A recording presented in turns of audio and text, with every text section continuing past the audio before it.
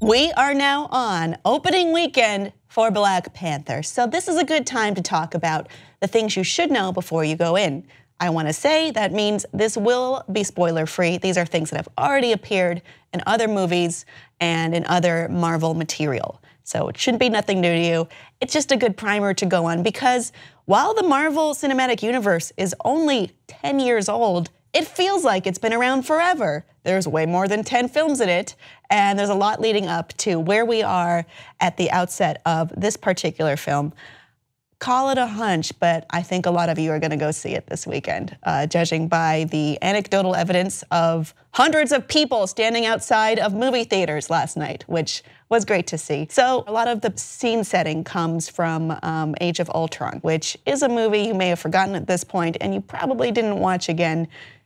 Just a hunch. So at this point, we are talking about Wakanda. You may remember that Elizabeth Olsen as Scarlet Witch accidentally blew up some Wakandan missionaries when trying to do a separate threat containment. And we have seen T'Challa before. What's interesting about him and the entire universe is nobody really seems to care about secret identities, and he has unmasked himself. It's not like he's shouting it, but it's not a secret either. And what the Black Panther is, it's a mantle that's passed down through Wakanda, and it's not necessarily the king, but usually the king. It is assumed that his dad T'Chaka was Black Panther at some point, but he got too damn old, so he passed it to his son before his son was the king. Now he's effectively both. But Wakanda is a unification of different tribes, so it is kind of a warrior king archetype where you do have to prove your prowess and your deservedness of this role and of this mantle. So I would imagine all of them know he's the Black Panther as well. Wakanda itself is interesting. We've talked about it before in the design elements of Black Panther, but it's this country that's closed itself off to the world and developed on its own way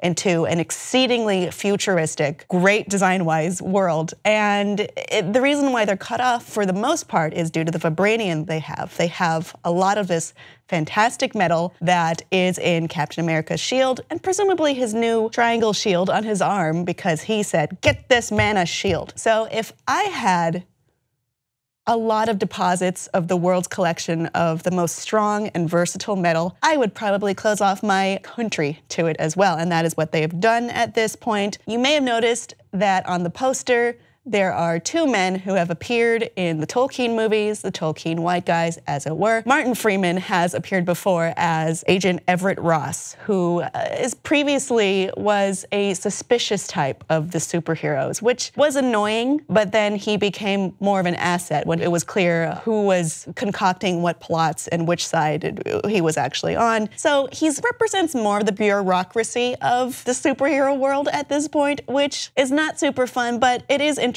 when you consider most of us saw him for the first time in The Office. Huh?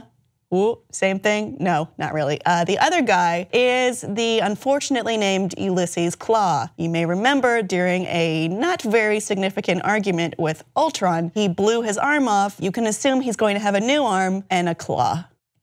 Comics were very literal for a time, and this is another example of it. And it's like, what are we gonna do? Change his name to Arm McGee? We'll just keep the old one, it'll be okay. Maybe we'll not address it as much out loud. But that's what's up with that guy, at least. And he is out for revenge. But you know, as Andy Serkis in the role, I think hopefully he should be able to elevate it to more than what we saw in Ultron, of just a guy who seems aggressive and had his arm blown off. So Everett Ross is in T'Challa's orbit, not necessarily his inner circle, not necessarily his genius guardian warriors, but he is around, he's aware of him. I think he's keeping tabs on him for now. Probably as an ally, or at least a neutral party at this point. Claw is likely not an ally at this point. Something else you also may have forgotten is Bucky is there. He is frozen, as seen in an end scene, which I hope you caught. I hope you're not one of the people who's just like, this movie is over, and leaves at the end of a Marvel movie. You know you've seen them, you know it. But Bucky is frozen in Wakanda. I would assume he gets thawed out, especially since I'm pretty sure I saw him in the trailer, all thawed out. And there should be some intrigue between him and Captain America in another movie. I don't know if he will be, oh, it was in the trailer for an Infinity War. So I don't know if he'll have any kind of effect on the plot this time, but he is in the nation of Wakanda, at least for now, and it is possible.